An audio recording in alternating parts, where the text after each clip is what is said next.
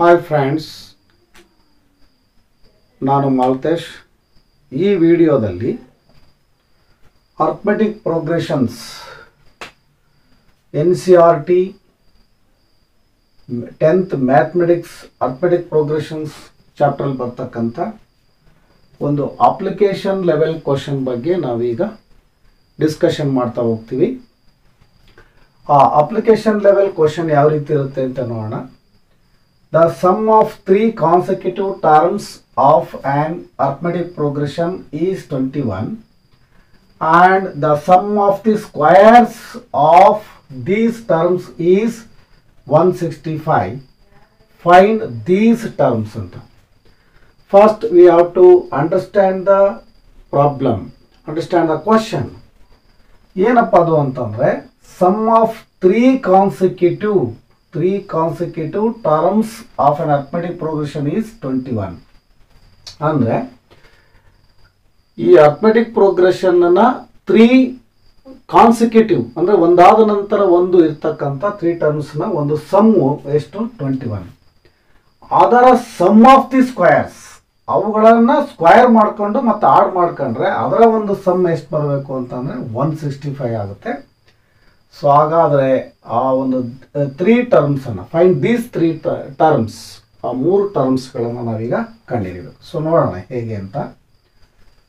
Solution. So ನೋಡಿ, ಆ 3 consecutive terms ಯಾವುವು ಅಂತಂದ್ರೆ ನಾವು we have to go for that general form of an arithmetic progression. General form of an arithmetic progression ನಮಗೆಲ್ಲ ಗೊತ್ತಿದೆ. ಏನು ಅಂತಂದ್ರೆ a plus d, a plus 2d, a plus 3d, a plus 4d, a plus 5d, etc.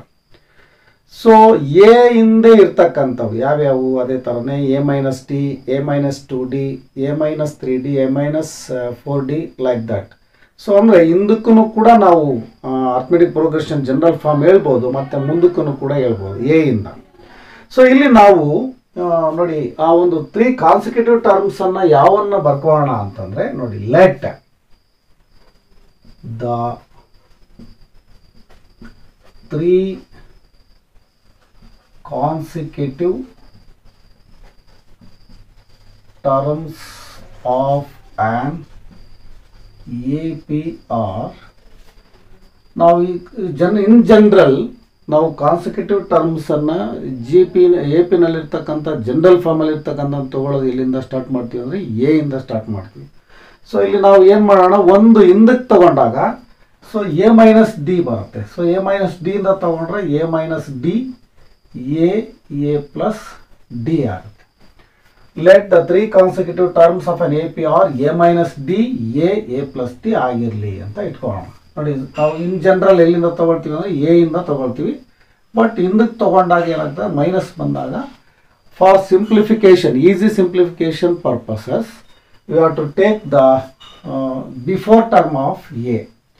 So ಈ 3 term ಯಾವುವು ಅಂತ ನಾವು ಬರ್ಕೊಂಡ್ವಿ. ಇದರ sum ಅನ್ನ ಬರ್ಕೋಬೇಕು. Sum of 3 consecutive terms of an AP is 21. ಇವುಗಳ ಸಮ್ ಅನ್ನ ಬರ್ಕೊಳ್ಳೋಣ. So therefore a minus d plus a plus a plus d that is equal to 21 ಅವರೇ ಕೊಟ್ಟಿದ್ದಾರೆ. So here minus d plus d go cancels. ಇನ್ನು ಉಳ್ಕೊಳ್ತಕ್ಕಂಥ remain ಏನು ಬರುತ್ತೆ, a plus a. So that is 3a is equal to 21. So a is equal to 21 by 3. So 3 1s are 3 7s. So ಈಗ a is equal to ಎಷ್ಟು ಬಂತು, 7 ಬಂತು. So ನಮಗೆ first ಟರ್ಮನ್ನು ನಾವೀಗ ಕಂಡುಹಿಡ್ಕೊಳ್ಳೋಣ. So a means first term. So second half of the question ನೋಡ್ತಗೋಣ. ಇಲ್ಲೇನು ಹೇಳ್ತಾನೆ, and the sum of the squares of these terms is 165. ಅಂದರೆ ಇಲ್ಲಿರ್ತಕ್ಕಂಥ ಇದೇ ಟರ್ಮನ್ನು ನಾವೇನು ಮಾಡಬೇಕು, ಈ 3 ಟರ್ಮ್ಸ್ಗಳನ್ನು ಸ್ಕ್ವೇರ್ಸ್ ಮಾಡಿಕೊಂಡು ಅವನ್ನ ಆಡ್ ಮಾಡ್ಕೋಬೇಕು. ಅದರ ಸಮ್ ಎಷ್ಟಿದೆ 165. ಅದನ್ನು ಈಗ ಬರ್ಕೊಳ್ಳೋಣ ನಾವು. So therefore sum of the squares of the these 3 terms ಅಂತಂದ್ರೆ ಹೇಗೆ ಬರೀತೀವಿ ಅಂತಂದ್ರೆ ನೋಡಿ, a minus d whole square plus a square plus a plus d whole square is equal to ಅವರೇ ಕೊಟ್ಟಿರೋ ಹಾಗೆ ಎಷ್ಟಿದೆ, ಇದು 165 ಇದೆ. So now we have to simplify by using a minus b whole square formula.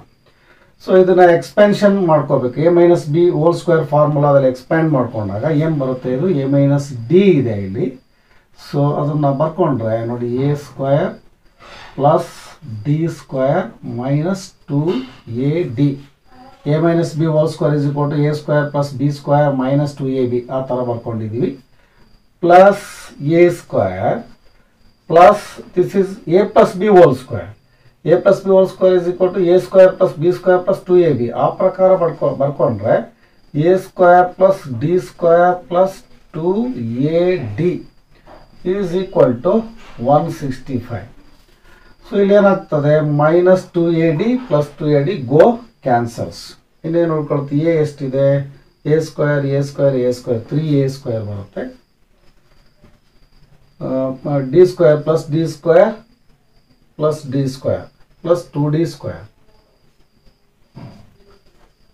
Is equal to 165. ಈಗ ನಾವೇನು ಮಾಡಬೇಕು, ಈ ಎ ಇದೆಯಲ್ಲ 3a ಸ್ಕ್ವೇರ್ನಲ್ಲಿ ಎ ವ್ಯಾಲ್ಯೂನ a ಇಸ್ ಈಕ್ವಲ್ ಟು 7 ಇದೆಯಲ್ಲ ಅದನ್ನು ಇಲ್ಲಿ ಸಬ್ಸ್ಟಿಟ್ಯೂಷನ್ ಮಾಡೋಣ.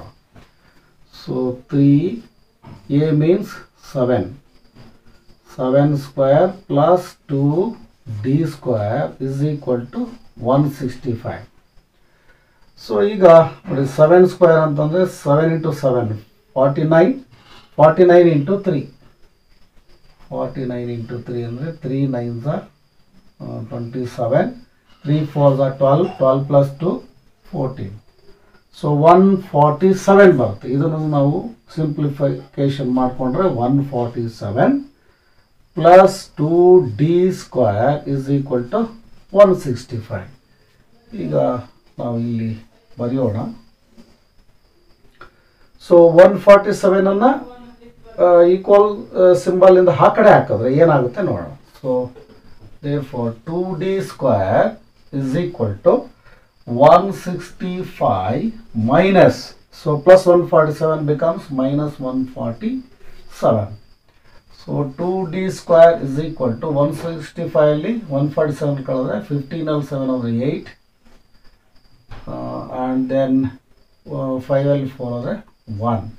So 1 minus 1 0, 18 ಬರುತ್ತೆ. So d square is equal to 18 by 2 by cross multiplication. So 2 1s are 2 9s are. So d square is equal to 9. D square is equal to 3 square. So d is equal to ಎಷ್ಟು ಬರುತ್ತೆ, 3 ಬರುತ್ತೆ. So d is equal to 3.